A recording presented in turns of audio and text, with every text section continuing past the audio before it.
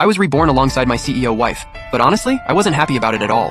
The very first thing I did after coming back was block her on everything. This life, even if I end up dying alone, I never want to see her again. Last life, I got blinded by her looks and somehow stumbled into marrying her. But after the wedding, not a drop of affection. Just cold sarcasm every single day. And even on my deathbed, she never once called me husband. The day she got kidnapped, nobody was willing to help. I was the only one who stepped up, took her place, and got locked in a freezing water dungeon. But the second the ransom was paid, she didn't even hesitate before running back to Stone How. I didn't cry, didn't make a scene. I just calmly asked her, Mu Yan, if the person who married you wasn't me, would you have been happier? Her lashes trembled. She lowered her eyes and said, I'm sorry. Then walked away hand in hand with Stone How, and I just smiled. 10 years. I'd heard I'm sorry more times than I could count. Should have seen this coming. In those final moments, I stepped in front of the gunman's barrel aimed at her. The corner of my bloodied mouth curved up.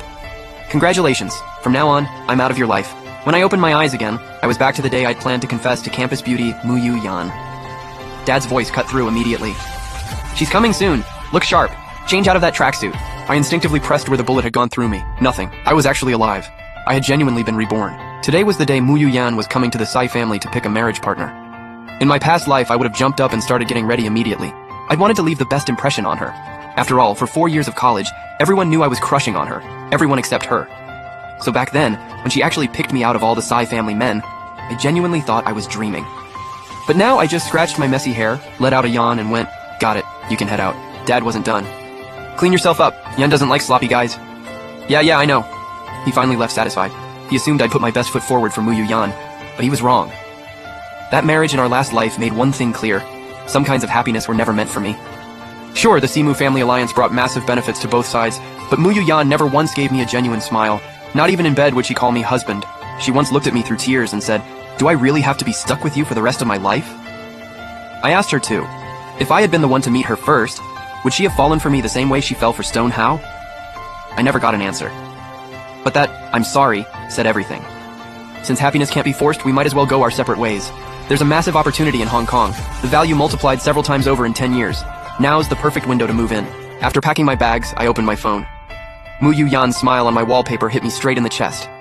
So this is what she looked like before she ever had to be with me. Bright, warm, completely radiant. Thinking about those tear-filled eyes she gave me in our last life, I opened my contacts, found Stonehouse chat, and sent him a message telling him to go confess to her. A minute later, he replied with a question mark. Are you insane?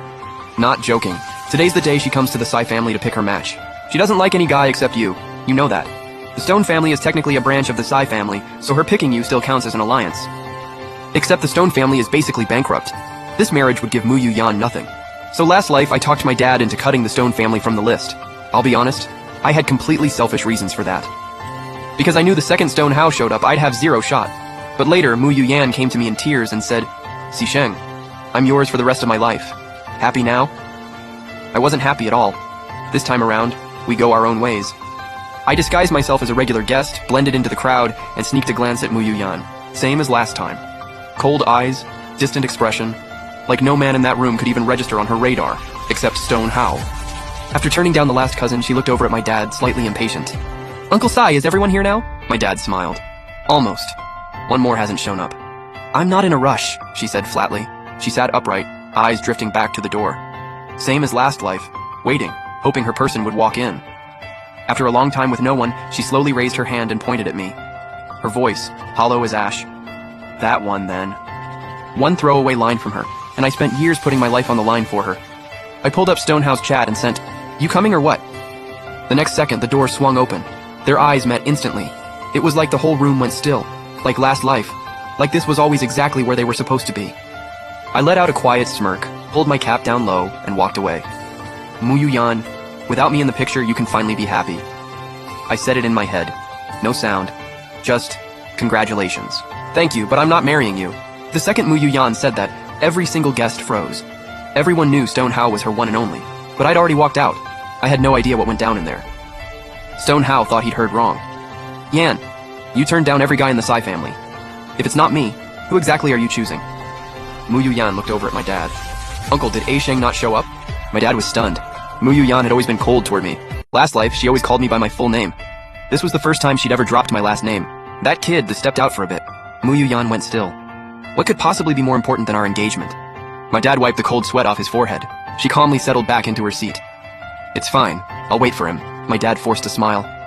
Yan, there are so many great guys in the C family. Why does it have to be him? Muyu Yan just smiled. I only want him. When he comes back, I'll get engaged to him right then.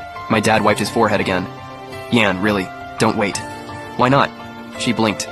Doesn't he like me the most? My dad had believed that too, right up until I walked in with packed bags to say goodbye. He was shocked. He wasn't thrilled about my sudden decision at all. But ever since Mom passed, he'd basically spoiled me rotten. After hearing my business plan and where my head was at emotionally, he eventually nodded and let me go. My dad didn't know what to say. Stone Hao couldn't hold back any longer. Yan, he doesn't genuinely love you. Don't let him play you. Don't believe me? Look at this! He pulled out his phone and shoved the chat history in her face. The second she saw those messages, Muyu Yan shot to her feet. She grabbed the phone with both hands, visibly trembling. He told you to confess to me? Stone Hao nodded. He was never that into you. Everything before, it was all an act. Looked like he left in a real hurry. He's probably already got someone else. Impossible. Muyu Yan looked Stone Hao dead in the eye. The disbelief on her face made even him go quiet. A Sheng would never do that to me. She turned to my dad. Uncle Sai, please don't do this. I swear on my name as the eldest daughter of the Mu family. The moment Si Sheng walks through that door, I'll go register our marriage right then and there. Yan, Uncle isn't trying to keep you two apart. It's just... Dad hesitated. He said he never wants to see you again. Not in this lifetime. Muyu Yan's knuckles went white. She opened her contacts immediately. She refused to believe it. How could he not want to see her? He liked her the most. Everyone knew that. But then the message came back rejected. She stumbled, nearly lost her footing, staring at that little red exclamation mark, barely able to breathe. He blocked me. Heard today's the engagement between the Mu family's daughter and a Sai family guy. Which C guy? You forgot? Mu's one true love, that C family guy who's been obsessed with her forever. If I were her, I'd be fuming. I stood on the curb with my shades on, dragging my suitcase, waiting for a ride. Heard the whole thing. Just laughed to myself. That Sai family guy isn't chasing anyone anymore. This life, ride free, live loud, no looking back. Heard Mu actually booked the giant billboard on the tallest building in the city just for today. Look, right up there. Apparently 10 seconds cost 100 grand. I rubbed my temples, a dull ache coming on. Sure, I'd moved on from her, but watching her and Stone Hao show off their love, I'd be lying if I said it didn't sting just a little.